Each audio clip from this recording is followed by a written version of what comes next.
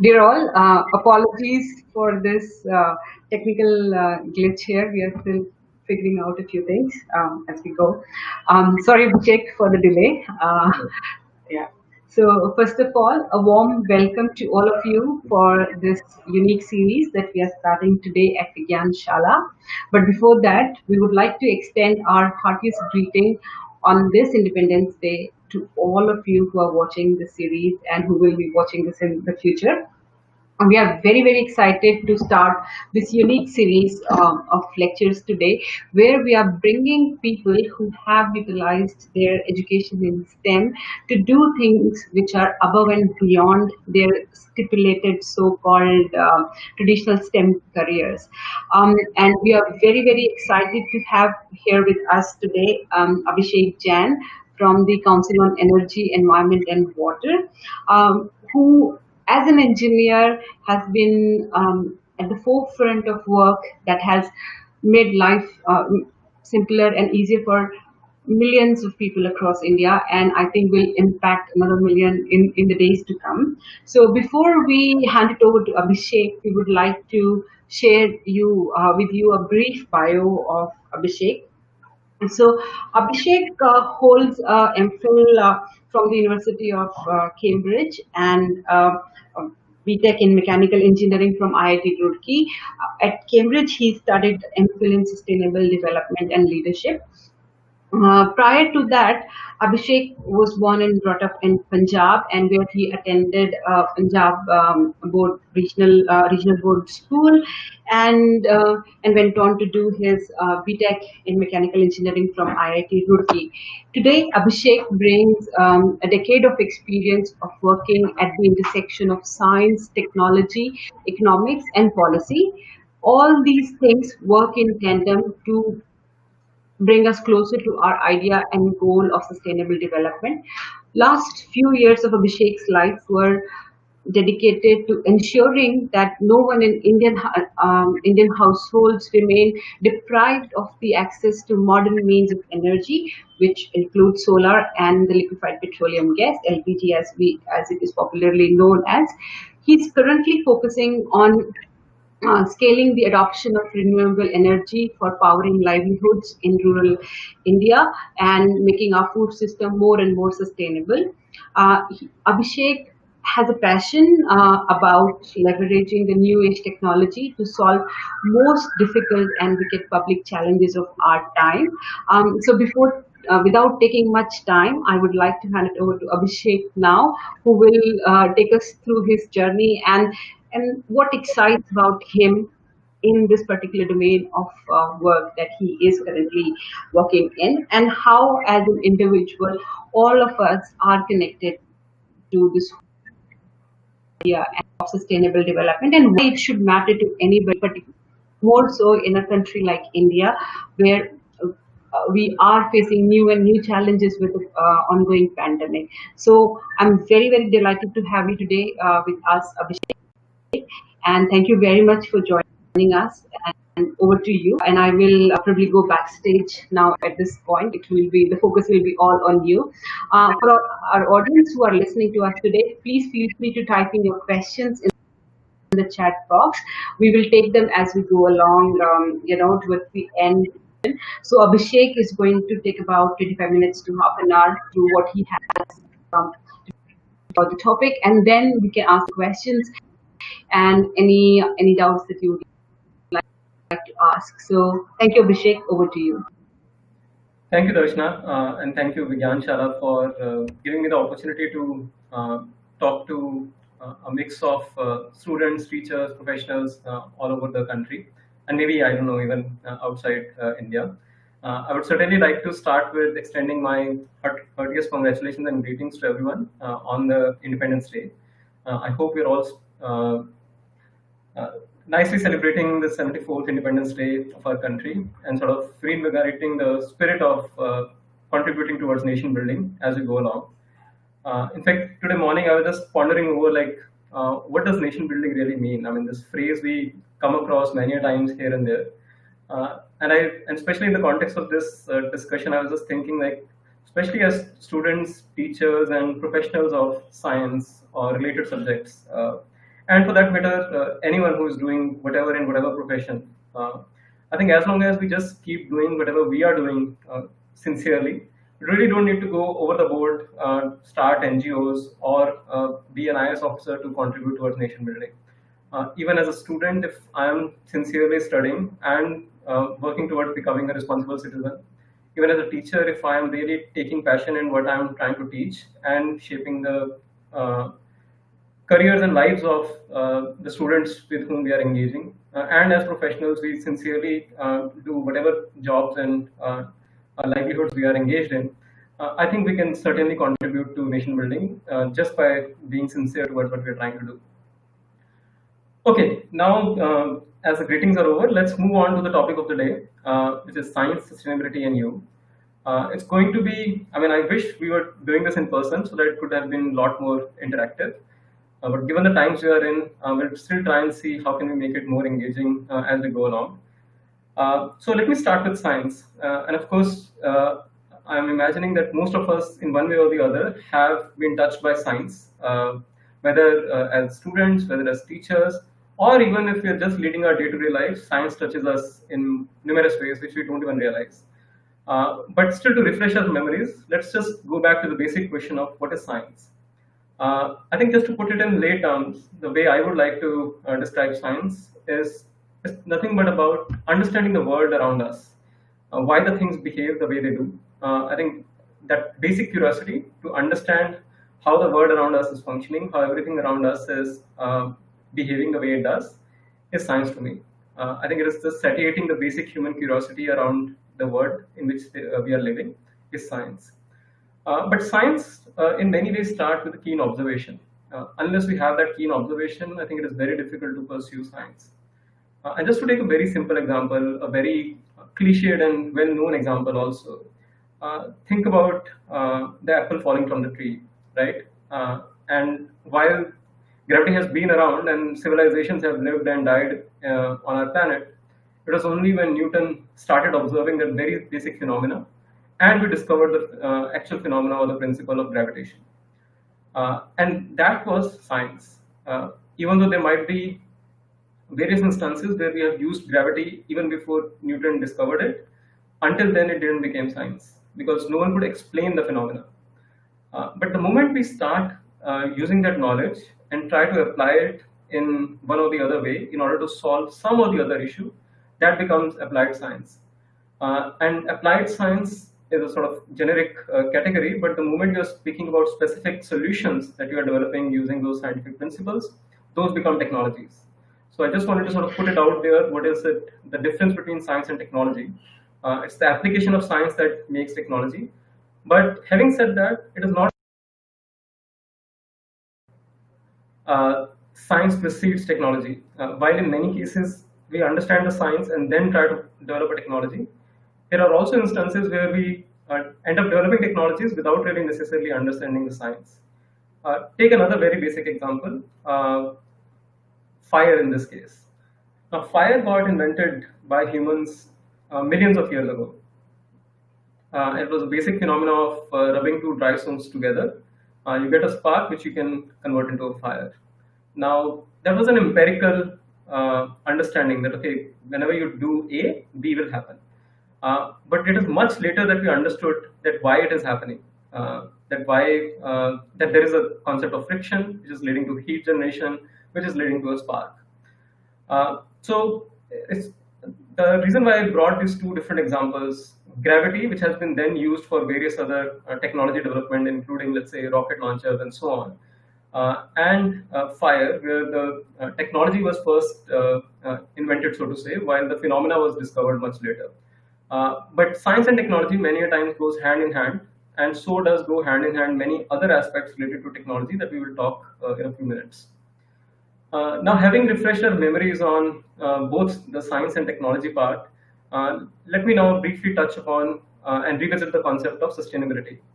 I'm sure that most of us would have come across the idea of sustainability in one or the other ways, especially in the last few years. The United Nations have significantly promoted the the concept of Sustainable Development Goals, which again are somewhat familiar to a lot of us who are working in these fields of development, so to say. But essentially, what is sustainability and how is it particularly related to science and ourselves? And that's, I think, what we are going to focus on in the coming few minutes.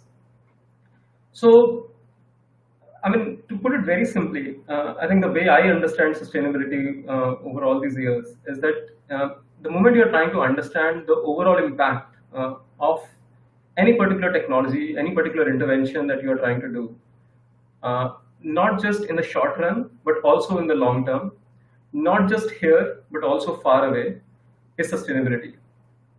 Now, what do I mean by overall impact? It is the impact on economy, it is the impact on environment, and it is the impact on society that accounts for all three dimensions of sustainability. But this still makes it an abstract phenomena to understand, especially for those who have not dealt with sustainability. Maybe the way I described would not really help you wrap your head around it, right? So let's take a few examples to understand sustainability better. I mean, we all understand the importance of having a clean, tidy environment around us, having an environment in which we all can thrive. We all understand the importance of economic growth, so to say, or economic well-being, not leave aside the growth, but at least economic well-being to cover for our basic needs. And we all understand the importance of social capital and social cohesion. Unless we are living in harmony with each other and the environment, there is no way that we can sustain for long. Now, trying to understand this abstract concept with a little bit of examples, let's take a very basic example of how the fuels have evolved in the human civilization over the last few centuries and maybe a millennium or so. So, in fact, the one major fuel that we invented as humans, which is not a fuel anymore, and gladly so, was actually using blue whales, as a means to power quite a few applications back a few hundred years ago. I don't know how many of you are aware, but at one point in time, humans used to hunt blue whales in such a significantly large number that we were actually running out of whales in our oceans. And only after a few years of that pursuit, humans started realizing that, okay, the actual count of blue whales in our oceans is coming down, and we certainly need to look beyond our constant pursuit of hunting and killing more whales and using them and the material from their body as fuels. And then over time, the focus shifted to petroleum as well as coal. And we know the petroleum and coal still power most of the things around in and around us. And especially over the last few years, particularly last 2 to 3 decades, a new wave has come in the energy space, which is renewable energy. Whether it is wind energy, whether it is solar energy, we're all familiar with these basic forms of renewable energy that has become more popular in the last few years.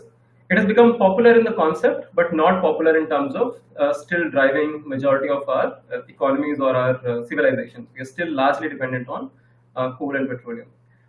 While these new age technologies seem promising, I think not understanding the long-term impacts and consequences is the common issue that we are facing, right from blue whales to moving on to petroleum and coal.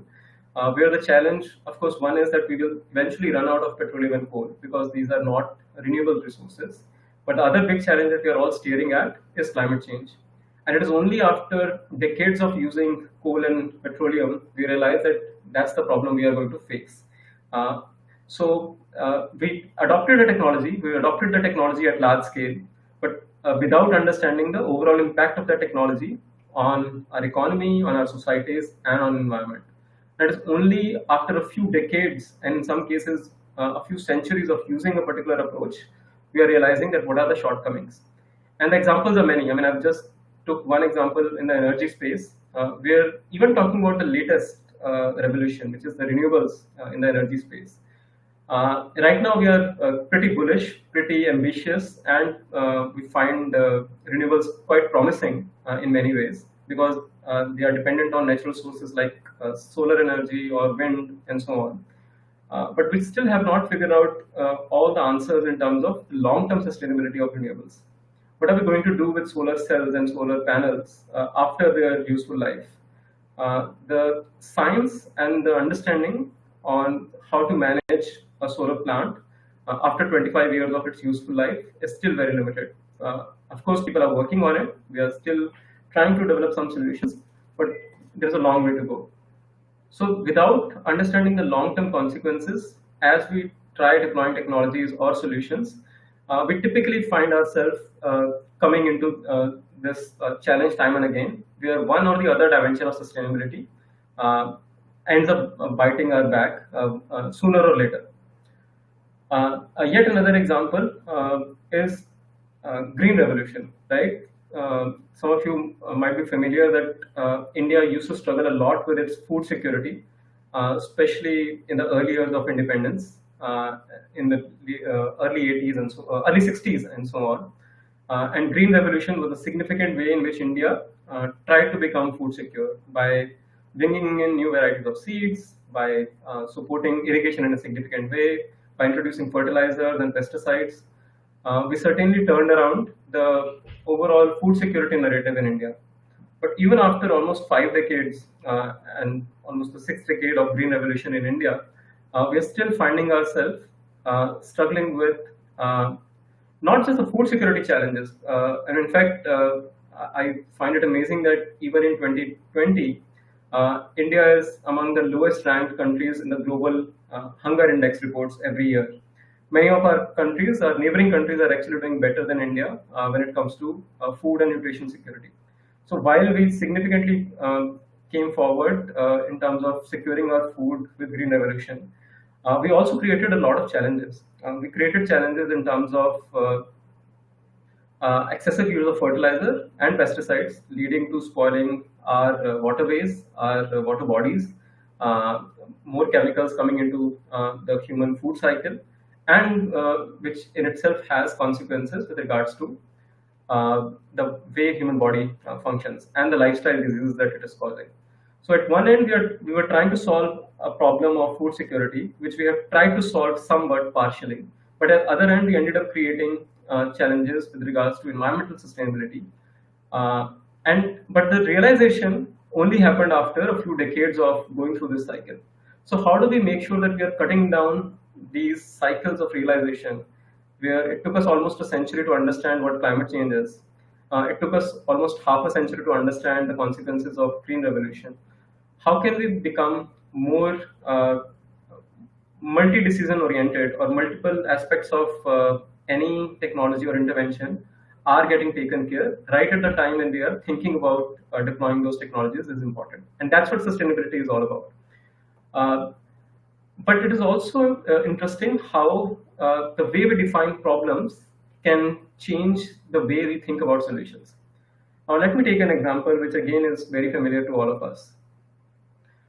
Uh, Now, talk about air pollution in Indian cities. We all know every year we see headlines, particularly in the winter months, that many cities in India, whether it is Kanpur, whether it is Ludhiana, whether it is Delhi, whether it is Mumbai, struggle with heavy air pollution loads. Uh, in fact, every year in India, we lose about 1 million people in terms of premature death. That is almost about 10 lakh people every year succumb to premature death because of air pollution.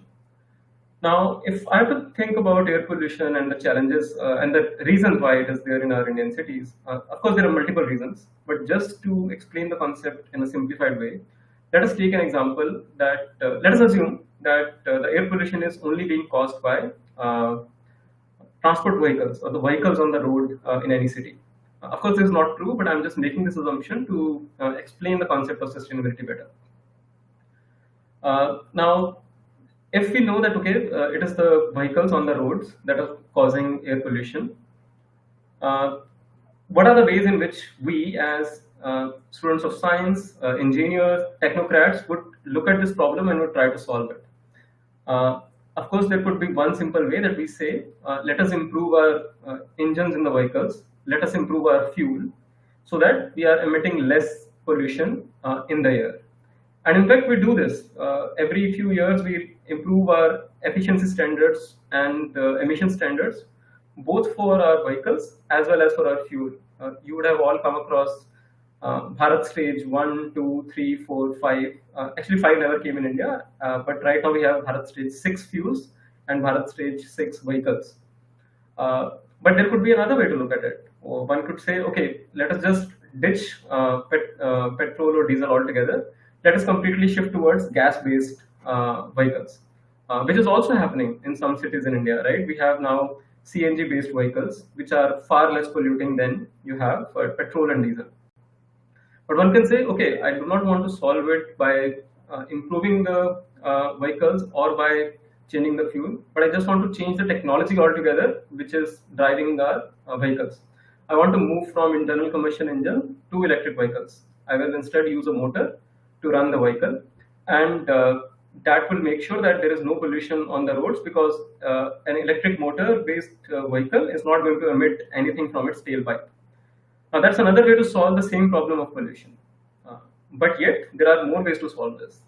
One can say that, okay, I do not really want to look at all of these things, or maybe I want to look at all of these things simultaneously, but I also want to change the way people move.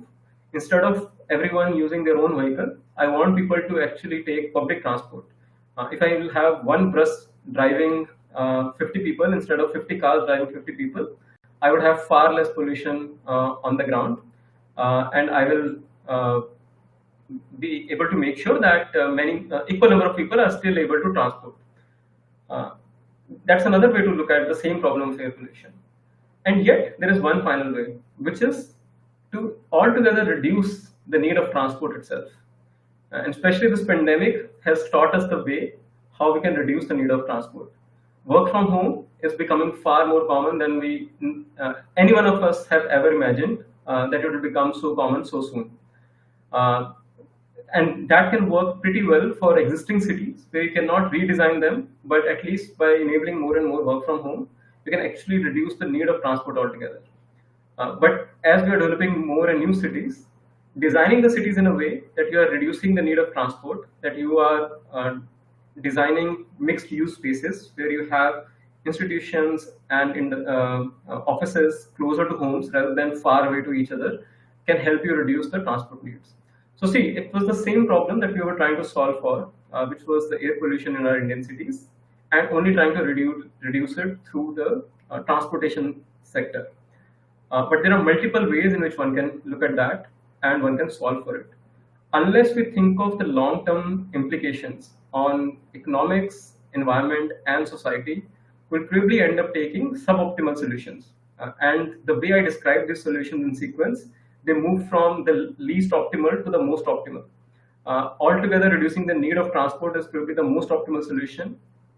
Then thinking of incremental solutions like improving the vehicle efficiency by 1 or 2% every few years. Not to say that those are not desirable, but they are not the most optimal solutions. So the moment we start thinking of the problems rather than a unidirectional way to a set of problems at a systemic level, we start solving for sustainability and we start moving towards sustainable development. One other aspect that I would like to touch upon when we talk about sustainable development is this concept of what we call nature-based solutions. If you think about it, nature has been around much longer than human has been around on this planet. All the discussion that we do about sustainable development is actually to save our own self, our own civilization, because we are making the planet inhabitable for ourselves. The planet will still remain, the nature will still remain, it may keep evolving, but it's only that a planet which is not able to support human life would make sure that humans are no more on this planet. So when we are talking about sustainable development, it is not for Mother Earth or Mother Nature, or for the love of nature. It is actually to save our own selves, our own civilization. But still, there is a lot to learn from nature when it comes to sustainable development. Getting inspired and thinking about nature-based solutions is probably far more sustainable and better and optimal than thinking about engineering based solutions alone. I'm not discarding science and engineering here. There is a deep value in pursuing these uh, streams. But what I'm saying is that to get inspired by nature more as we work as engineers, as we work as scientists. So let me take an example. Now, the climate change is again, while among its multiple impacts, one of the impacts is that our sea levels are rising day by day. Every year, our sea levels are going up, and our coastal cities, cities which are near the sea line, are in significant risk, especially in the coming decades or so, that they will start getting submerged. Countries like Bangladesh are under significant risk that they will start getting submerged. Now, what are the ways in which we can solve for those coastal areas to protect them from flooding? And I'm not saying that any of these are going to be foolproof, but as an engineer, I can think of building walls, like Trump wants to build a wall between US and Mexico. We can also start building walls between our coastline and the NRC, right? It might help us for a few years, but imagine the amount of resources that we need to build walls on in our entire sea line. The kind of foundations we need, as some of the civil engineers in the discussion might be able to appreciate, and the kind of resources, the kind of cement and concrete, the kind of metal that all would go in protecting our sea lines. That's one way to solve for the same problem, which is the rising sea levels. But what could be a nature-based solution to solve for it? A nature-based solution to solve for the same issue could be mangroves. Now, mangroves, for those who are not as familiar with them, are basically various species of trees, small shrubs and trees, which are typically uh, prevalent in our coastlines across the world. These are intricated systems of roots of small trees which help create a natural barrier against floods. And not just that, they also help sequester a lot of carbon dioxide from the atmosphere. So they do not only reduce the impact of climate change, they also try to reduce the climate change itself.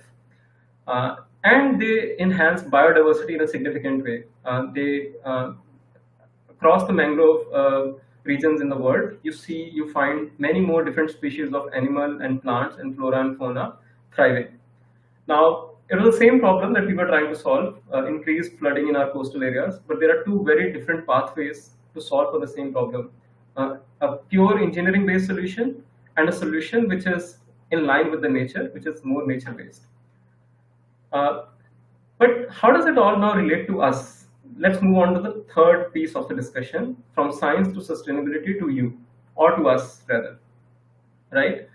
Uh, Now, I think one important way in which this ends up getting related to us is our career choices. Now, I, as a student of science, I, as a student of technology, I, as a professional of technology or science, what is it that I'm going to work on? See, all of us in our careers are going to solve some or the other problem. Uh, Whether I am a coder at a company like Google, or whether I am a engineer working in a plant manufacturing steel, I would be solving for some or the other problem in the world, or I will be solving someone's problem out there. I might be solving a problem of how to make photos on Google Photos look better. I might be solving the problem of how I can produce zero defect steel from a plant. But we need to understand that whose problem are we solving? In fact, most of us who are privileged to get education in terms of engineering, science, etc., knowingly or unknowingly end up solving the problems only for the top 20% of the world population. What do I mean by that? By top 20%, I mean in terms of income, in terms of wealth. We solve problems for the wealthier, for the richer populations, rather than solving the problems for the masses. In fact, I would say that the 80-20 rule applies very nicely here, that 80% of us would be actually solving the problems for the 20%, and only 20% of us are probably looking at the problems which affect the large majority. Now, what do I mean by these problems? what are these problems which are actually affecting the large majority out there. Uh, think of very basic solutions or issues. Think of safe drinking water. There are still millions out there across the globe who do not get safe drinking water on a day-to-day basis. Think of sanitation. While India has been very ambitious in terms of making itself open defecation free, we still know that millions of people in India do not have access to safe sanitation. Think of hunger and malnutrition. I just mentioned a few minutes ago. India is consistently ranked one of the lowest in the world in terms of achieving nutritional security, achieving food security. These are still very basic problems. We are talking about very basic uh, uh, comforts, not even comforts. I mean, these are the basic necessities of life in many ways. I mean, you need food, you need nutritious food to just remain healthy and do whatever you're meant to do. But these problems are still not getting solved, and that's why I also term them as wicked problems. They are the old age problems, but we have not yet managed to solve them. But very few of us are actually focusing on these problems. We end up solving for how do I make TikTok or how do I make Snapchat, but we do not end up solving for how do I make sure that people have access to safe food, people have access to safe sanitation, people have access to basic lighting, basic electricity. Imagine that in the world that we are living today, almost a third of us, we are about 7.5 billion across the globe. A third of us, every third person on this planet, is still cooking using a traditional chula, a traditional cook stove, which leads to significant indoor air pollution. It is almost as high as smoking 400 cigarettes in one single hour. So you can imagine the kind of health impact that it creates, particularly on women and children who are close to that cook stove.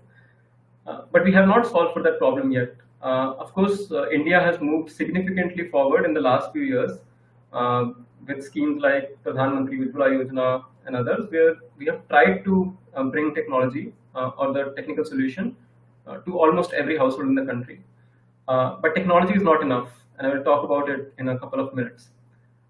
So the one big thing is whose problem do we want to solve? Do we want to solve the problems for the top 20%, or do we want to solve the problems for the bottom 80%? That's the career choice that we need to make. The other way sustainability relates to us is that what problem we will be solving, whether we will be solving the issue of hunger, whether it is environment, whether it is water, whether it is sanitation, or whether it is biodiversity or something else. There are many problems out there. I think what we need is that starting point, as I said, whether you are a scientist or whether you are a professional, keen observation, to keep your eyes and ears open, to look at the issues that others are facing around us and solving for those. It all starts with that keen observation. The third way in which all of this relates to us is in what capacity do I want to solve it? Do I want to be a scientist in a lab? Do I want to be an engineer in a corporation? Do I want to be a researcher in a policy research organization? Or do I want to start an NGO to start being on the ground and support people on a day-to-day basis? There can be multiple ways, but what is important is to understand what is my strength. Am I good at working with technology? Do I like tinkering with technology? Am I good at innovating instrumentation, etc.? If that is what you're good at, then think of being an innovator. Start innovating these solutions. If you're good at understanding problems, be a researcher and start understanding the problems better. Because unless we define the problem the right way, as we discussed in the air pollution example, we'll start looking for the wrong solutions. So identifying and understanding the problem is very important. Think of, are you good at connecting the dots? What do I mean by connecting the dots, right? So now take an example of renewable energy, which we know is, as of now, good for or better than what we have in terms of coal and petroleum. But what is the way in which I should deploy that renewable energy? Should I create large-scale solar plants of 1 gigawatt, 2 gigawatt, and build large transmission line to transmit electricity for hundreds of kilometers? Or should I create small-scale solar plants which can be deployed in rural areas locally. Small plant can power one shop or two shops, or it can power a small livelihood in terms of atta chakki or a mill in a local area. So it's the same technology, but there are very different ways in which we end up using it. In one case, we just use the technology to generate electricity. In other case, we connected the dots with livelihood and renewable energy and brought them together. So if you're good at that, then start doing those things. Uh, or are you someone who's good with details? There are people who are very good and focused in terms of going into the deep details, but then there are some who are very good at looking at the big picture, and both have its own value. If you're trying to pursue science, usually the one with a natural trait to look at the details would do far better. But if you're trying to apply science into the real world problems, then those who have a big picture view might be able to do much better, because especially they can then think of the system level issues that we discussed a few minutes ago. Uh, but whatever you do, you cannot do any of these in isolation. You can be the best researcher in a lab, but you will not be able to solve any of the problems that we discussed unless you are out there on the field interacting with people whose problem you are trying to solve. And you probably will not be able to do all of it all alone. None of us have all the natural strengths that we would like to have, and that's where uh, knowing one's gaps or weaknesses, or rather, I would say strengths and shortcomings, is important, so that we then know who we need to partner with in order to solve these problems. None of these issues we can solve alone. We need not just a few, but many more people to come together to solve any of these issues. But understanding what is my relative strength and what are my weaknesses can help me then know that, okay, if I am good as a researcher in terms of innovating a new technology, I probably need someone who's good with people who can actually take the technology out of the lab into the real world. An innovator might not be the best entrepreneur, and an entrepreneur might not be the best innovator. So knowing our strengths and developing teams based on those complementary strengths and weaknesses can help us solve these real world challenges. And technology is just the beginning. You need a lot more beyond science and technology in order to really in order to really convert technology into solutions for the real world. You need to understand about economics, you need to understand the businesses, you need to understand, above all, how people behave. Uh, Whenever we are looking at the physical world, whether it is the physics, whether it is the chemistry, whether it is the maths, things are very predictable. If I know that I'm adding a plus b, I know I'll only get ab, and so on. But it's not the same way the human works. Humans are very difficult to predict, and that's why they are far more difficult to work with. But at the same time, we cannot avoid working with our own selves, right?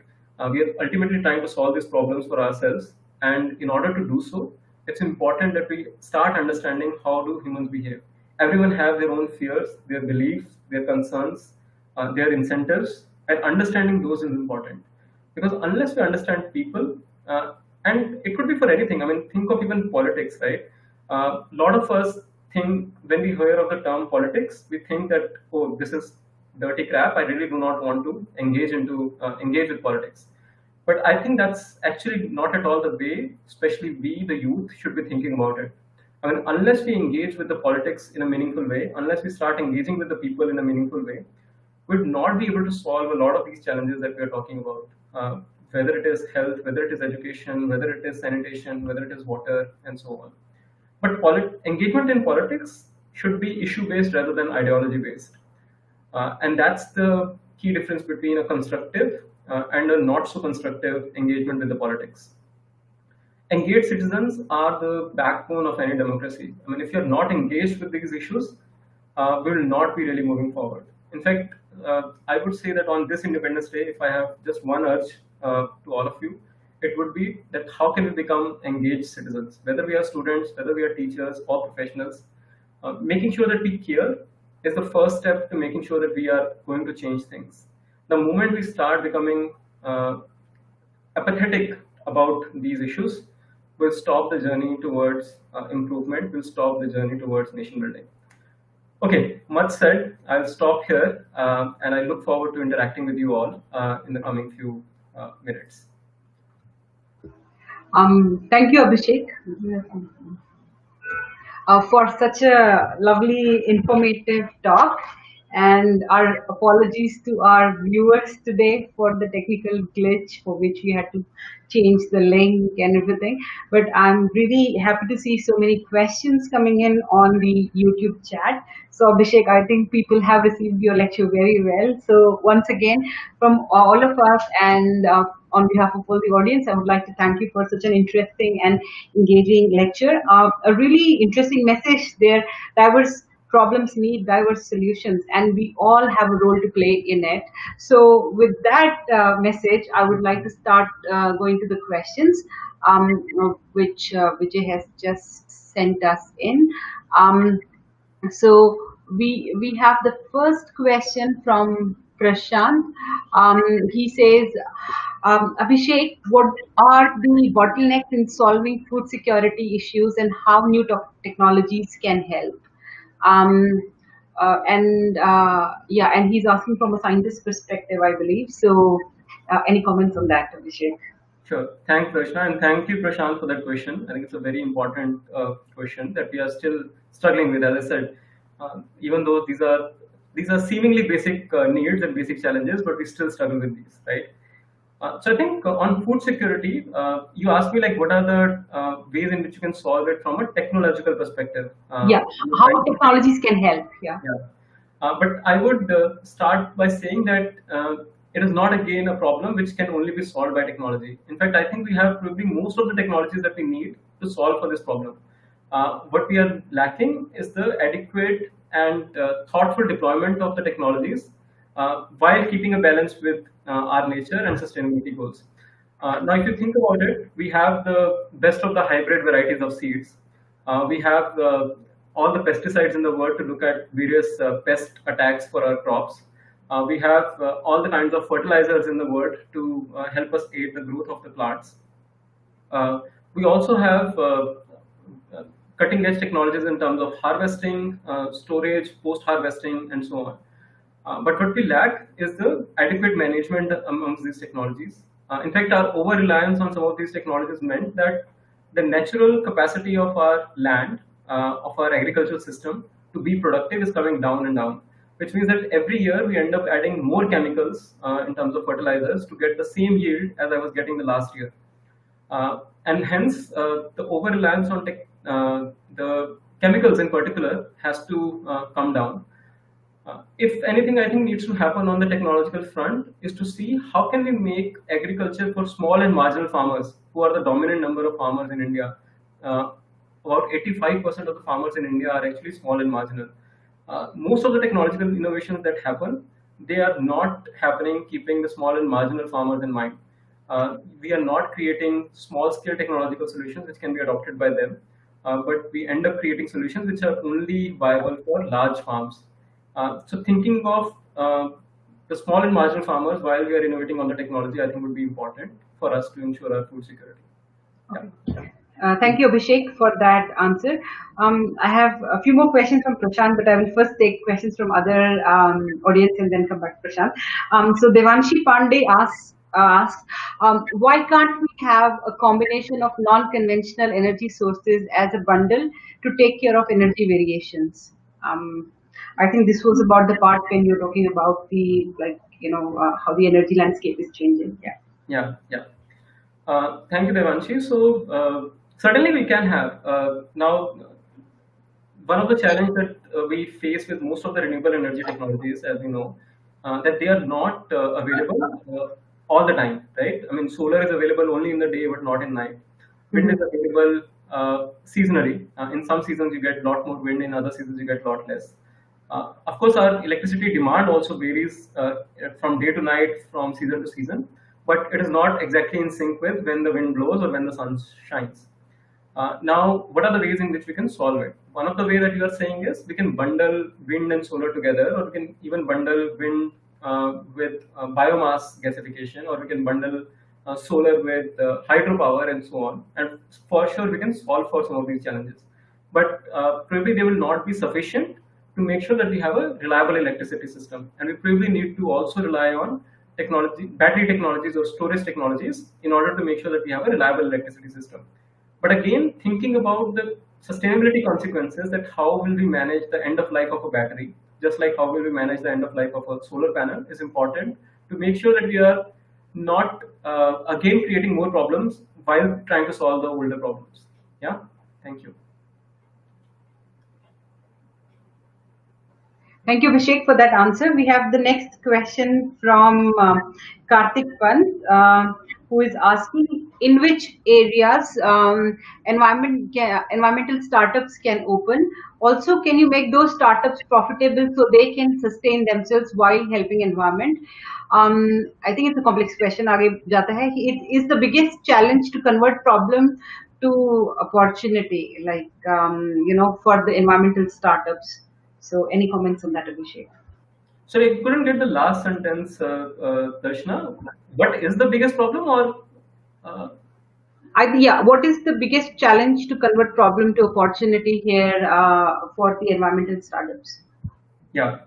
Uh, Thanks for that question. I think certainly there are environmental startups which are emerging in India. And by environmental startups, again, you can think of many different things, right? I mean, you can be a waste to value startup, which is trying to use waste of different kind to add value to it and make it a commodity which has a value for a consumer to pay. It could be waste to energy, it could be waste to value in multiple other ways. That could be one kind of environmental startup where you are actually, I mean, the business propositions sometimes are very clear.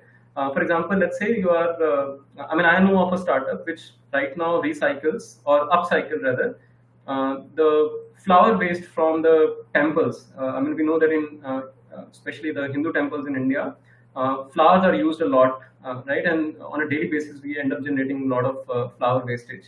So they use that flower wastage and convert that into a fuel, which can be then used for multiple purposes in the industry.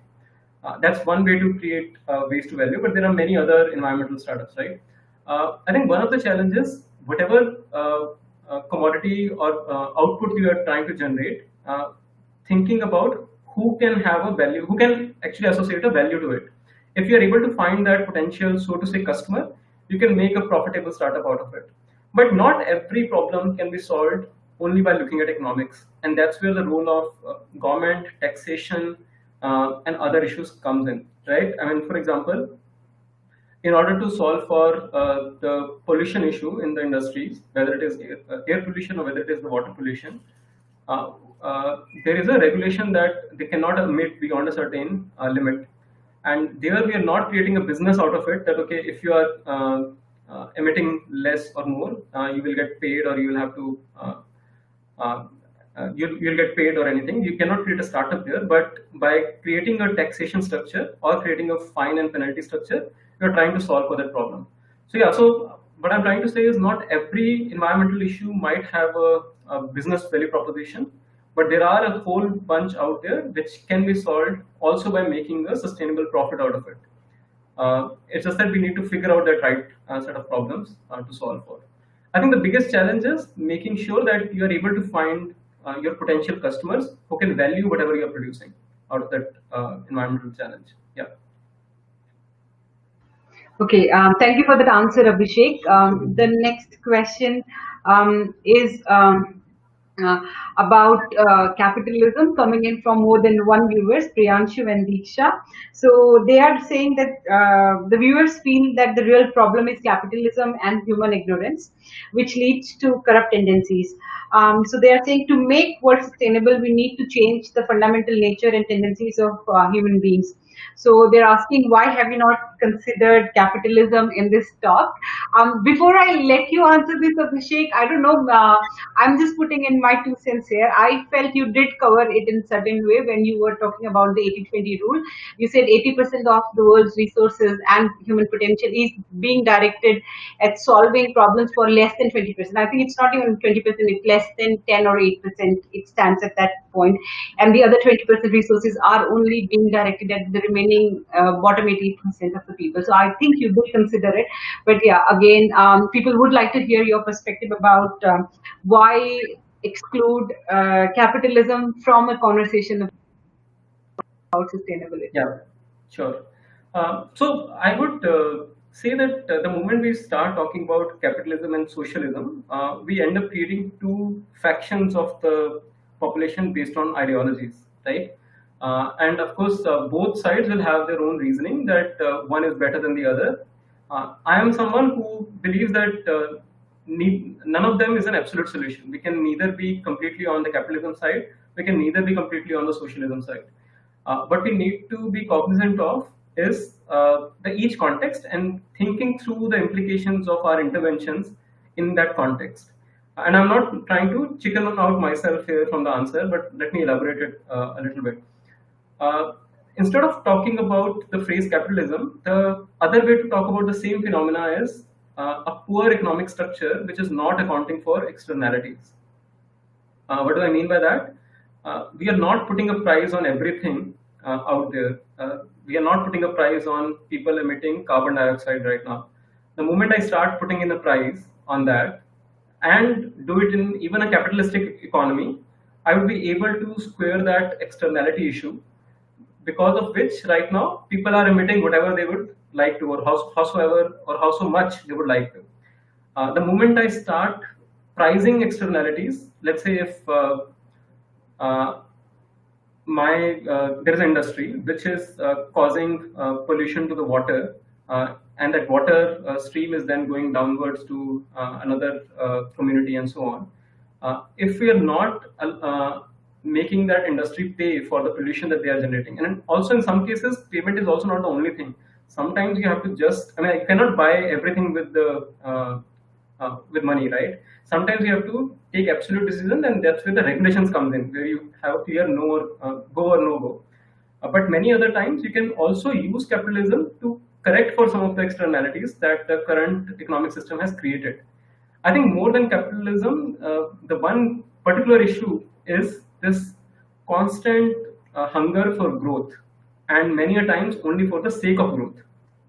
Uh, Growth per se is not bad as long as it is thought through and it is equitable in nature, rather than the way it is right now, making the world far more unequitable around us. That's how I would sort of tackle that issue of capitalism. Yeah, thanks. Thank you, Abhishek. We have another question by Fakir Ganga, that is, technology can play key role to control pollutions, but it is not doing that. What is best approach to turn it into useful to environment? I think they're asking that how can we make technology more environment friendly? I feel much of the talk was about that, but yeah, Abhishek, any concluding remarks on that? Um, yeah, I'm not sure if I was able to follow the question fully, but if it was about like why are we not using technology sufficiently to address for pollution issues, Yeah, I so think it's we about are. like, yeah, why are they not sufficiently using technology to address pollution, which is a Yeah. very, very pressing challenge. What is stopping us from getting there? Yeah. So I would say that, I mean, the example that I took with that air pollution issue was exactly to convey this message, right? We always, as technocrats especially, we always think of the tail end problem. That okay, if now pollution is getting emitted from that tailpipe, how can I solve for that? Rather than thinking of the core starting point of the issue, which is, do I need that much transport? Can I actually reduce the need of the transport itself? So instead of thinking of the tail end solutions, which time and again become a problem again, I think what we need to focus more on thinking about the systematic solutions which can reduce the problem at the first place, rather than the band-aid solutions, as I would call them. Yeah. Thank you, Abhishek, for that answer. We have another question from Nikita Hari. Uh, she says, first of all, thank you for the insightful talk. Nikita was also our last speaker in one of the last series. So, Nikita says, what is your perspective on how India is handling the pandemic crisis from a policy perspective? Do you think the measures adopted were informed by quality science? What is your view on that? Sorry, can you repeat the last part? She's asking, do you think the measures adopted were informed by quality science? Okay. I mean, it's a fairly contentious issue. So, and also I'm not the expert, so this will be more an opinion rather than a uh, well-informed view, I would say. Because again, the information about how the policies are going around with COVID is also not as much available in the public domain. But I would say that I mean, in some ways, India tried to react in time, but it also got unlucky a little bit, is what my view is. Especially, I mean, the lockdown came in India probably just about in time, but we didn't realize that we already had infiltrated the infection to a good degree for it to then spread further, even before bringing in that lockdown. And that's where I think we ended up losing a lot of our initial uh, sort of, I mean, in a battle, you will have the first, what do you call? Momentum, maybe. Yeah. Not momentum, basically the very first set of soldiers that you will put in your front line. Our front line got damaged there itself because of, without realizing that we are already delayed in bringing the lockdown in.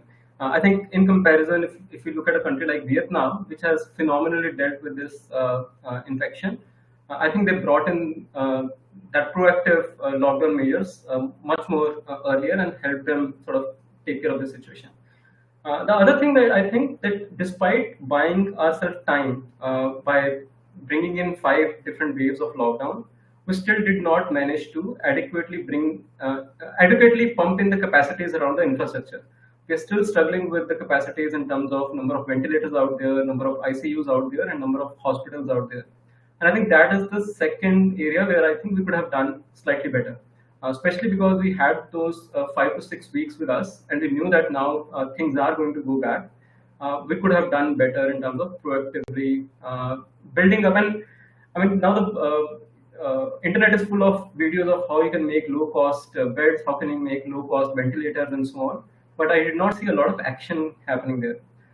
Having said that, I think the medical fraternity has been fairly active in terms of, especially those who are in the innovation space there, trying to figure out low-cost testing solutions, trying to figure out various other measures to aid the overall process. I think the third area where now we still haven't lost the battle, but we should probably be far more proactive, and I don't see action happening as much, is to now figure out how are we going to administer the vaccine to 1.3 billion in a mere span of a few months once the vaccine is out. I mean, of course, we probably are a few months away from the vaccine coming out. But even if the vaccine is out, do we have the sufficient infrastructure, sufficient cold chain infrastructure across the length and breadth of the country to keep those vaccinations safe and till the last mile delivery to the citizens? Do we have sufficient human resources in terms of paramedics, etc., who can actually administer that vaccine? Do we have sufficient number of people trained who can actually inject the vaccine, if it is an injection-based vaccine, to the population? I mean, even if you look at our regular immunization programs across the country, there is a significant difference in terms of infrastructure and capacity across states. While Kerala has far better health infrastructure as well as immunization, a state like UP has a tenth of per capita infrastructure of a state like Kerala. Now, something like that, even when we are looking at regular immunization for kids, which is only, let's say, 15 to 20% of our overall population, that infrastructure is still crumbling. Now we are talking about 5 times the more need of immunization, and we certainly need at least 5 times the more infrastructure in some parts of the country. So probably we need to do a lot more there. Yeah. Thank you, Abhishek, for that answer. Dr. Kapil Nayal from Almora, he has a question. He's asking, when the solar cells have lived their life, what happens to them? Will they not be another source of pollution? And are the policymakers taking those that pollution and that end of the pollution in account? Exactly. So that's what I also mentioned in the talk, that right now we are also again being short-sighted with the renewable energy. Of course, there are researchers out there. There is science out there in terms of trying out various things, that how can we best manage the end of life cycle of solar panels. But still, the technologies at a commercial scale are not as easily viable, and no at-scale solution has come about. So while we are being bullish and ambitious and deploying renewable energy technologies, particularly solar, because of its ubiquitous nature, I think we have to be a lot more cognizant about the end-of-life management. We at the Council on Energy, Environment and Water are also working on this from a technology policy perspective, but I think a lot more technical innovation, research and commercialization still needs to happen before we have that solution. So yeah, so right now I would say that policies are again short-sighted. I think that they are more with the hope that we will be able to find the solution by the time we are reaching their end of life. But I think we need to be a lot more proactive and nudge technology towards more innovation in this space and more research in this space, that how can we manage the end of life better. Yeah. Thank you for that answer, Abhishek. Um, so we have another question from Sai Prasanna, who is asking, while talking about electric vehicles, what about the policy for India? Will it differ with country or not? He's asking regarding the electric vehicles. Yeah, thank you, Sai, for the question. So, electric vehicle policy, of course, the central government has indicated that yes, they are fairly bullish about bringing in electric vehicles in a significant way in the country. But then a lot of state governments are also taking initiative, because transport is a sort of a state subject. So a lot of the state governments are bringing up their own EV policies, and we will see, I think, a diversity of solutions coming and emerging out there. For example, Telangana right now is being very bullish around EV policies. Just last week, Delhi government has brought out its EV policy. Some of the government policies are providing incentive in terms of capital subsidy, etc., for people to adopt EVs. Others are focusing a lot more on building the infrastructure for EV charging, etc., which is critical for us to enable large-scale adoption. So yeah, I think I would say that we will see a multiplicity of policy outcomes emerging across the states in India on that front. Thank you, Abhishek. There's another continuation of the same question from Devanshi. She's asking, what are the India-specific challenges in making EVs ubiquitous? Yeah. So I think one of the things that, of course, most of the policymakers and technocrats are already aware of, but we are not yet able to solve that fully, and it will take a few years and maybe a couple of decades, is that while we can completely move towards a EV fleet in India, unless we are also significantly decarbonizing our electricity system, which is right now dependent on coal and thermal power in a significant way, we'll still be emitting CO2 emissions, but it's just that those emissions will be now at the power plant rather than in the cities. Of course, it will reduce the air pollution in the cities, because EVs are not emitting anything at the tailpipe end, but the decarbonization issue still remains. Now, in terms of other challenges to make EV ubiquitous in India, I think the focus in India has to be on public transport and two-wheelers rather than on four-wheelers. One, the economic case for two-wheelers and public transport converting to EV is far more viable than the economic case for the four-wheelers. And also, in our sort of ambition to move towards EVs, we should not lose the sight of changing our modal share of various transports. We should move towards more public transport. We should actively discourage the use of private vehicles. And then only we will be able to actually effectively bring about sustainability into our transportation segment. In fact, the council has done some research here, and we realize that by shifting all the private vehicles towards EVs, we will not be reducing as many carbon emissions as we can reduce by shifting even half of the private vehicles towards public transport. So we should not lose sight of the importance of public transport, the importance of creating cities which are walk friendly, bicycle friendly, and public transport friendly, rather than creating cities which are car friendly. Because again, we are solving for only the 10% of the problem and not the 80% of the masses. Yeah. Thank you, Abhishek. We have another question from Dr. Vikram Dutt. He's asking about, could you please briefly mention the 17 SDGs in the UN document? It's quite specific, and I feel very few of us know about it. I know it's a bit difficult question. If you like, maybe we can pull up something on the screen, or if you want to just quickly answer this, or I don't know how you want to take it ahead. Yeah, I mean, I don't know where to start and where to close this, because even if I just end up reading about all the 17 SDGs, it will take me a few minutes. But let me just broadly cover the kind of spectrum that they cover, because if there are some in the audience who are not familiar with the Sustainable Development Goals, it will be useful. So I'll just quickly go over them, and the names itself are fairly self-explanatory. So we have the first goal under the Sustainable Development Goals, UN Sustainable Development Goals, which is to eliminate poverty, which is no poverty. The second one is to eliminate hunger. The third one is focuses on health and human well-being. The fourth one is to ensure quality education for everyone. The fifth one is to ensure gender equality in different spheres of lives. The sixth one is about ensuring access to clean water and sanitation for everyone. The seventh is to ensure access to affordable, sustainable, clean energy to each and everyone. The eighth one focuses on making sure that everyone has decent work and we are able to sustain our economic growth while moving towards a sustainable pathway. The ninth one focuses on the role of industry and innovation and infrastructure in order to address some of the other challenges. So a lot of these SDGs are also interlinked.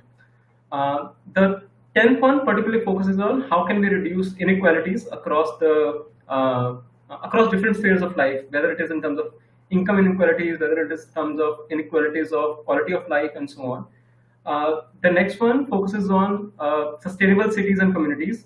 Why a specific focus on cities is because now we know that more than half of the global population lives in cities, and urbanization historically has been a very organic phenomena where we did not really design for those cities, but those cities organically got expanded and hence created a lot of challenges with regards to sustainability. So making sure that we are now proactively working towards sustainable cities and communities is the 11th one. The 12th one is to ensure responsible production and consumption. Might not be as straightforward to explain, sort of to understand from that phrase, so let me just explain it. So by responsible production and consumption, what we mean is that uh, informing or creating a more informed citizenry at the first place, where they know that what does it mean when they are making their day-to-day life choices. If I am making a life choice of eating a mango in the month of December, sitting in Delhi, uh, I should be knowing that I am actually causing a lot of resource use in the process. That mango has actually remained on the shelf in a cold storage for about 6 months before I'm eating it. So all the energy and associated emissions that are associated with it, I'm responsible for it. So that's just one small example of what does a responsible consumption would look like. So how do we have more informed citizenry, and how do we ensure that our production systems are far more resource efficient? Is the 12th one. The 13th one particularly focuses on the climate action. How can we ensure more and more mitigation as well as adaptation in the areas where the risks are already becoming higher?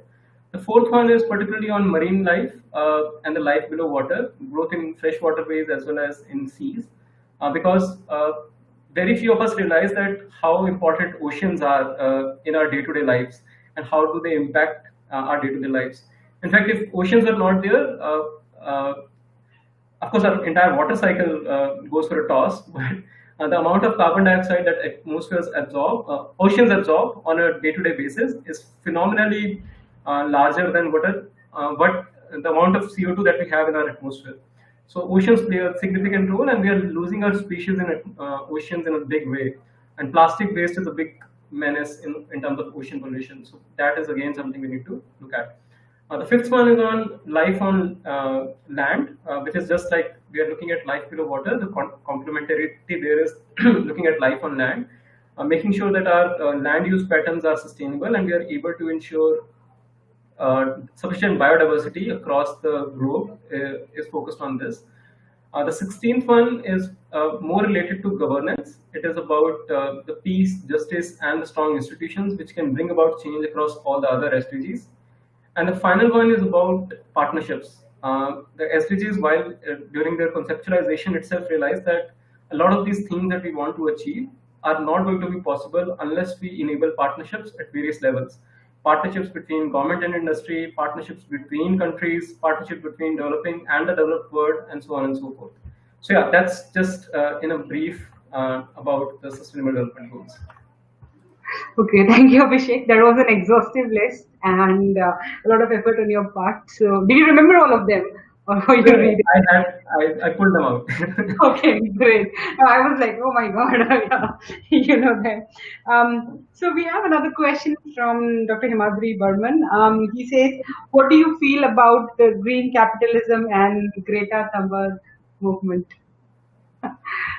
Yeah. Okay. So I think the second one is going to be easier for me to answer. I think certainly Greta has brought in phenomenal focus on the issue and made it a lot more human centric than an issue which was probably only being discussed between technocrats and scientists and economists and public policy professionals.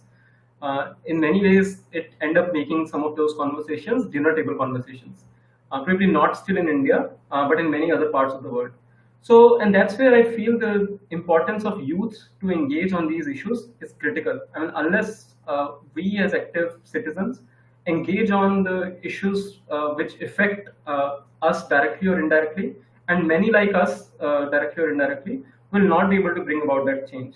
So while Greta alone cannot change the economic decisions, the decisions that the countries are taking, especially in the world which is increasingly becoming defragmented, I think the critical role that youth or activists like Greta can play is to bring about the needed attention to the issue so that we all start, or those who actually can take decisions, start looking at them and can no more ignore these issues. See, ultimately, the politics, the one simple rule is if people start demanding something, politicians do listen in. So, how can we make it a public issue? How can we make it a people's issue is important. And I think that's what my inspiration is from people like Greta. Yeah. Thank you, Abhishek. So another question from Prashant. It says, how realistic is ethanol production for fuel with food security already an issue? And this is when our current minister keeps emphasizing it a lot. Yeah. Again, a very good question, Prashant. And I sort of can see the concern that you are raising, and also I personally share that concern. I think in many ways, the India's current policy on biofuels is not really a progressive policy. We are still looking at first and second generation biofuels, which means that there can be a competition between food and fuel, which is not really a way to go forward. We should be looking at how can we use either the biomass waste, which we are generating from our fields, or actually moving towards more algae-based biofuel production, which is typically the third and fourth generation of biofuel production. I think certainly we need to shift the policy focus there. I do feel that it is not the most progressive policy on biofuels in the country. Yeah.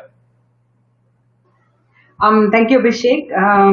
So we have one more question about, like, we have a lot more questions, sorry. So we may be, please let us know if you have to leave. We'll probably give you some leeway. But yeah, there are lots of questions. It seems you're quite popular. So the next question is about what are your views on the EIA, Environment Impact Assessment, by the Yeah, government? I think the question is more about what is my view on the new draft guidelines for EIA, which are trying to dilute the EIAs in a significant way. Yes, yes, yes, Yeah. absolutely.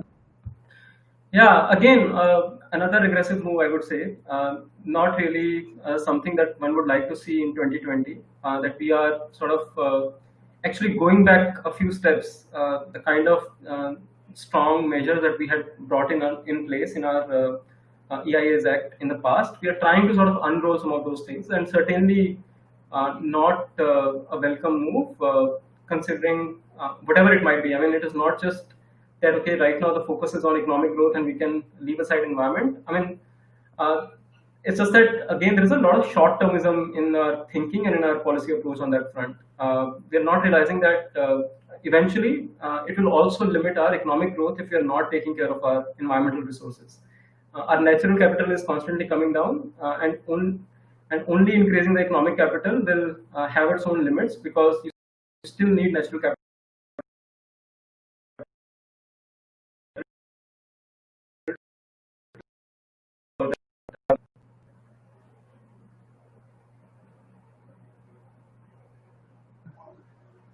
Abhishek, can you hear us? I lost the last 10 seconds. Or Yeah, I think that's okay.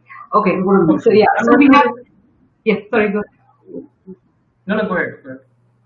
So the next question is from Nishit, and he is asking, I would love to know about the experience of Abhishek from Cambridge and the things that he has carried on from there.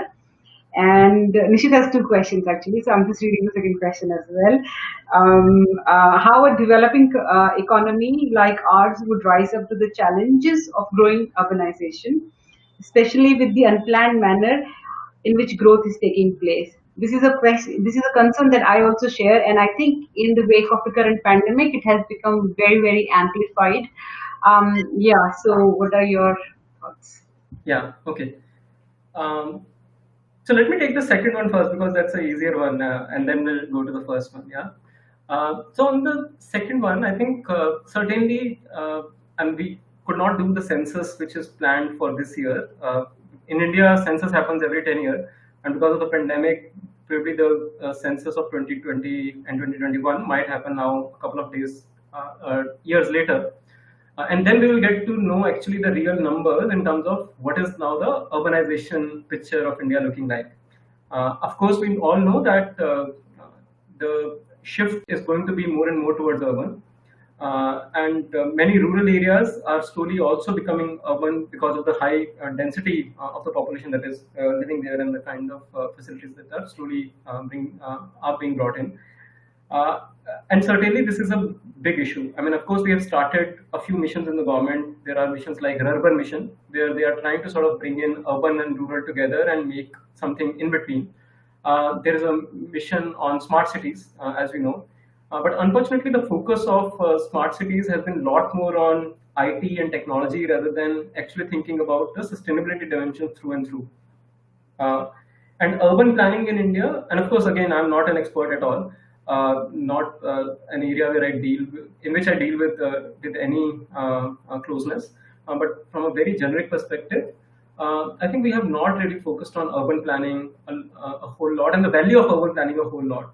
And while we are witnessing the challenges of our existing cities, we are not still taking enough lessons in terms of how do we shape the new cities. There are some learning the lessons. We are, of course, moving towards more mixed space use in the urban planning of the new cities and so on. But we certainly need to focus a lot more on sustainability rather than only technology when we think about smart cities. Yeah. Okay. Nishit's first question. So yeah, I think the experience of Cambridge it's a fairly unique one. Some of those who have been to these universities know that the cosmopolitan atmosphere of these international universities help you learn a lot. You learn a lot from your peers. You learn a lot from your batchmates. In addition to learning in your classes and lectures. But the other unique thing about Cambridge, because it's a very small town, it's sort of a cocoon of its own, it's a bubble of its own. But yet it sort of attracts talent from across the world. And every day in Cambridge, you will hear multiple public talks happening simultaneously. So I used to feel clone myself. I used to feel that I wish I could clone myself to attend those multiple public talks simultaneously. And I have attended a lot of them over the 1 year that I spent there, and I learned a lot. I mean, from design to neurosciences, I don't know what all I ended up attending, but in many ways they helped me expand the overall perspectives of how we look at this world. And that is one thing certainly I cherish, and also I miss the most about Cambridge. Not able to hear as much diverse perspectives as I could while being there. I learned, I think the biggest realization for me while I was in Cambridge was that sustainable development as a subject, there is no dearth of knowledge or information out there. There are many researchers, there are many professors, there are many faculty members, many scientists who are working on various aspects of sustainability, sustainable development. What we are really lacking is people who can translate those knowledge, those ideas, and bring them to life in the real world, who can actually play that role of bridging the gap from the intelligentsia or the academia or the knowledge world into the real world of action, be it in the industry, be it with the policymakers, be it with the government and administration, and so on. And that's why I mean, earlier I wanted to do a PhD, but the reason why I did not pursue a PhD was that I realized that if I really want to impact people with sustainability, uh, academia alone is not going to be sufficient. I need to certainly be the bridge where I can bring in those ideas and can help them get realized on the ground. So yeah, I think that's been one of my biggest learning. So thank you, Abhishek, for that elaborate answer. And please nudge me if you want to leave. But there are so many questions. I don't know when to stop. So there's still a lot more to go. Dr. Sanjay Agarwal from Dehradun, he's asking, what are the advancements in solar energy in India, and how is the economics of solar energy looking for foreseeable future in India? Yeah. To be honest, I might not be able to do full justice to the first one in terms of technological advancements. I don't know if Vijay has a better understanding on that front. Uh, but on the second question in terms of the how the economics is looking like, so as most of the listeners I think here would be familiar that we already have brought the, I mean not we, but globally the cost of solar panels have come down pretty significantly in the last decade. I mean, almost we are looking at a 10x drop between what it used to be in 2010 and what it is now. And increasingly, there seems like less and less scope because we are reaching that asymptote, and your reduction in the cost further is going to be less and less. But having said that, I think now the main foray in India is a focus on manufacturing. I think personally that in some ways we have lost that bus in India in terms of being a big manufacturing hub for solar panels, solar power. Also because we do not have the core raw material in India. The silicon wafers are still going to get imported even if we are looking at manufacturing in India at the cell level and so on. But certainly government is right now quite keen to focus more on bringing manufacturing of solar and more to India up to the level as upstream as we can go in the production cycle. That would certainly would help bring the cost down further. So we'll probably see further economies of scale playing out a little bit. But I think a lot of focus need to happen on the balance of the system, which include inverters, which include your structures in which you put your solar panels. I think there we still have a lot of scope to bring down the cost. And there I think I do see some further work happening in the coming years. Yeah. So we have another question from Kanishka Bisht, who says, "How can technology be leveraged to improve value chain visibility in the developing world?" If I got the question correct from Kanishka, see technology in terms of value chain visibility, especially with now IoT and handheld devices that we have, can certainly play a very important role. And let me take this and take an example to make it more real for everyone here rather than in abstract terms. Think of organic food, right? Now, right now, the way organic food certification is working, a farmer has to shift their farm towards organic farming, adopt a certain set of practices, completely say bye bye to fertilizers and other chemicals, and then over 3 years after the regular inspections, etc., they get a certification, and then they can continue farming in the field. And I think once in a while the inspections continue to happen. But still, there is very limited traceability. That if I want to know that if I'm consuming an apple, if I'm consuming millets, where is that millet, where is that grain, or where is the fruit coming from? Can I really trace that farmer and can actually say that, okay, this is how it has shared hands over the value chain, and this is how it is reaching to me. So that level of tracing is right now not happening. But with the technology, we can certainly make sure that every farm gets geotagged, every farmer has an ID in the system, and all the produce that is being produced out, again getting tagged through small QR codes or whatever could be. And then we are able to ensure far more traceability of the value chain. But I would also say that let's not go overboard with the technology. Just because we have now IoT, we have now the handheld devices, let's also ask ourselves, like, to what extent do I need traceability for that particular context? It could be a different answer for each context, but let's not go overboard and bring in so much technology, because there are ultimately resources also going in ensuring that there is that traceability. So we have to strike a balance between, like, what is the value that it is generating vis-a-vis what is the cost or the resources that the technology is going to take in order to improve the traceability. Yeah. Thank you, Abhishek. We had a fun comment on the chat about good decision for not going for PhD. So, yeah. So another question from Prashant. He says, when West moved their manufacturing to China, it's a comment on EIA. They moved to more cleaner environment as a whole, the Western world. At the same time, China's growth was at the cost of its environment. So, is it right to assume that to be competitive, we need to compromise on environmental norms or be very, very skilled at what we do?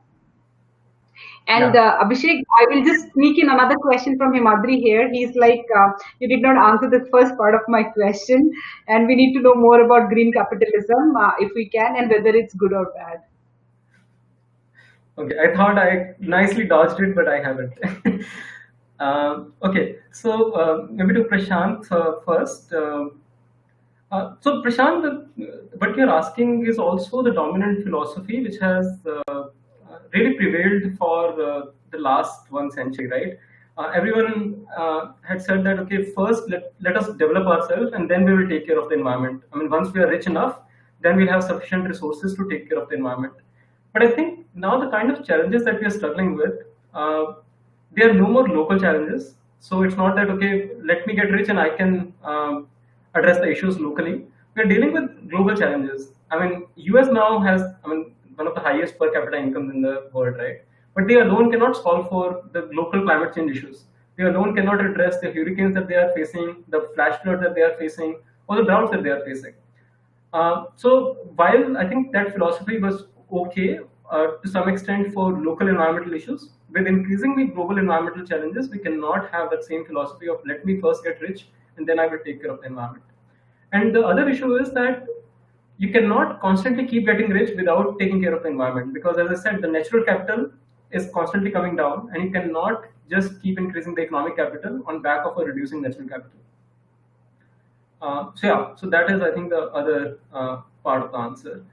On Himadri, the green capital question, to be honest, I probably will find myself out of depth to answer it adequately.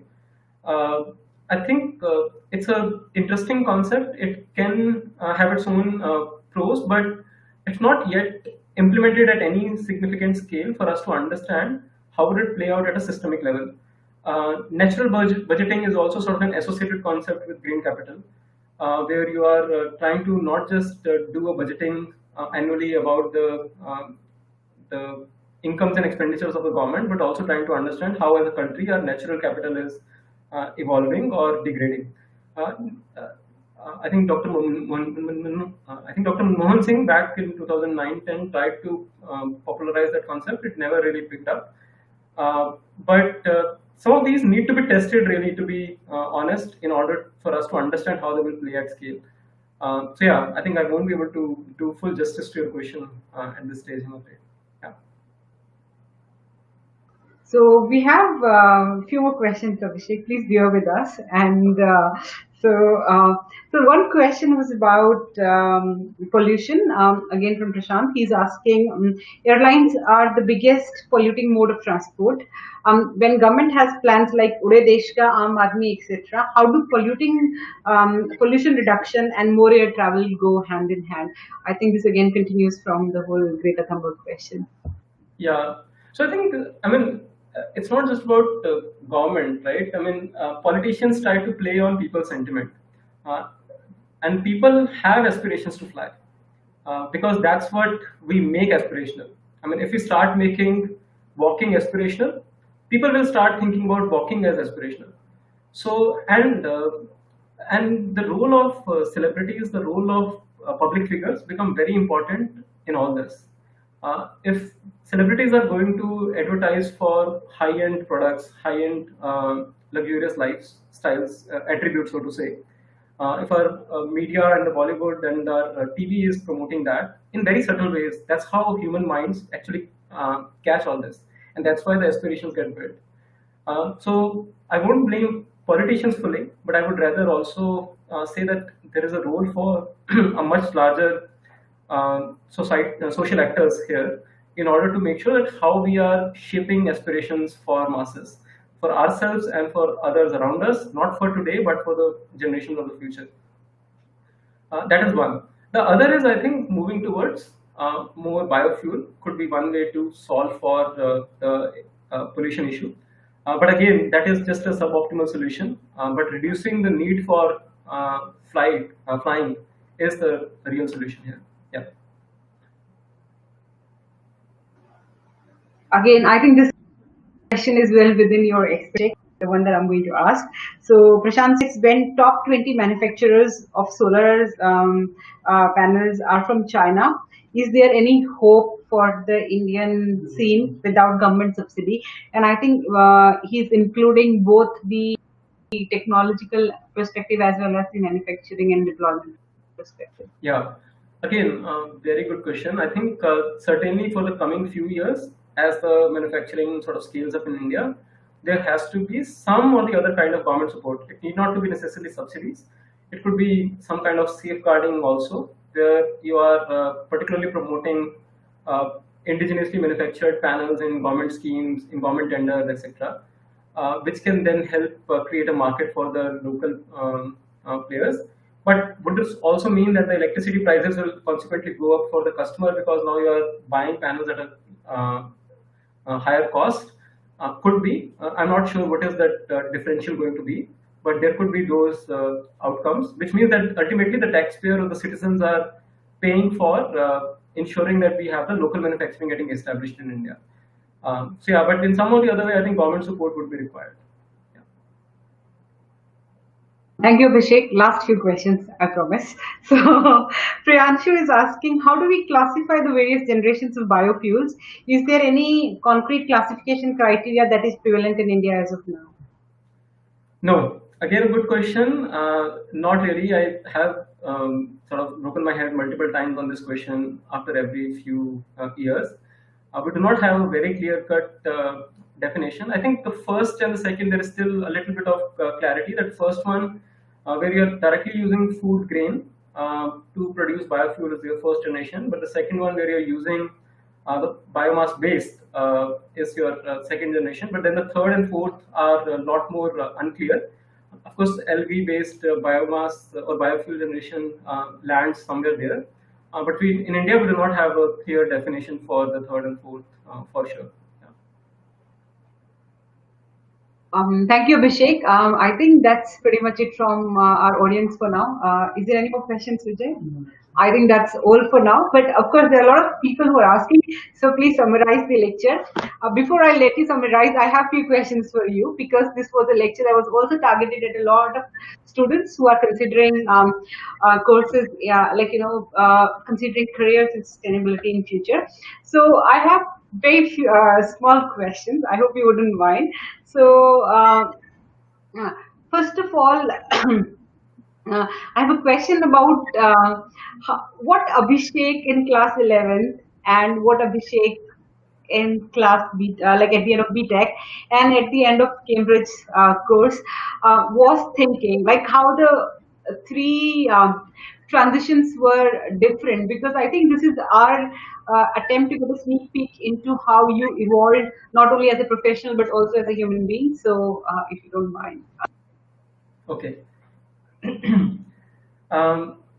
So in 11th, I think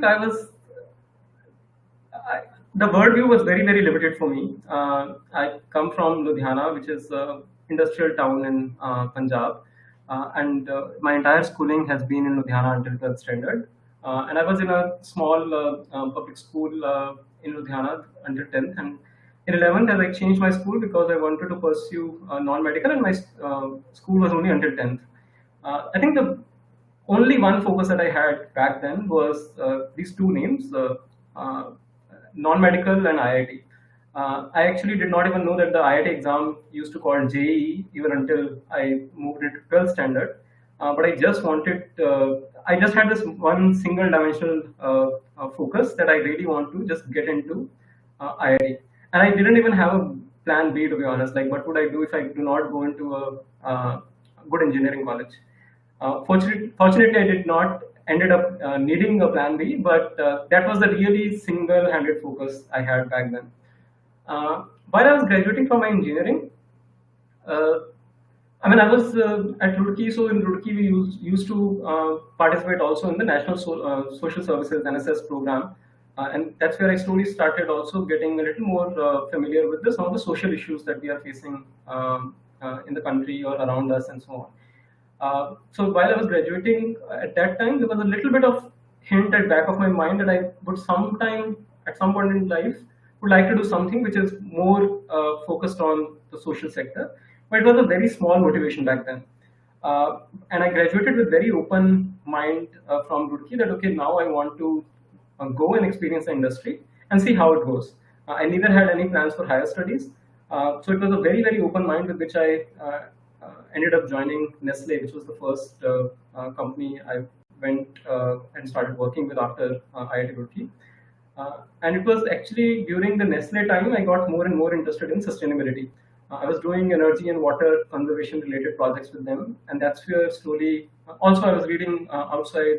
A few other things happened because I used to travel to some of the rural areas as part of my job. I got more familiar with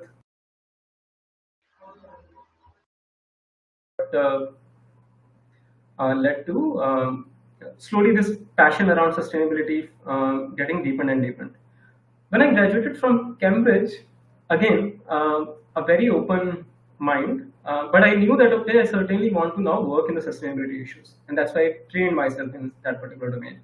I was interested to go and join some social enterprise was trying to. So social enterprises are those which are trying to solve some social issue, but also in a profitable way. They are making a profit at the end of the day, but also trying to impart some social impact. So I was planning to join some social enterprise, but I actually ended up sort of interviewing with various folks, got a few offers, but it was almost a serendipity with which I ended up joining the Council on Energy, Environment and Water, where I've been now working for more than 6 years. But yeah, I was fairly open-minded. I could have been into the industry and improving sustainability there. I could have been in the social enterprise space and impacting lives there. But I certainly had more inclination towards social enterprises. And now I think the life is just taking a full circle, and I'm right now working on a program where we are supporting about 6 plus 9, about 15 social enterprises, actually help them grow in their journey. So yeah, I think that's what I will, how I will summarize that. That's a very commendable effort, Abhishek. Helping the young social enterprise grow, I think it's the need of the hour right now. Because as you mentioned again, like I'll go back to what you said, diverse problems need diverse solutions. So we need a very very diverse workforce solving these challenges. I promise this is the absolutely last question, and with this I would like to conclude. You mentioned that knowing our strengths is important, and so did you feel your education prepared you for it, or you had a lot of self reflection to do and you had help along the way?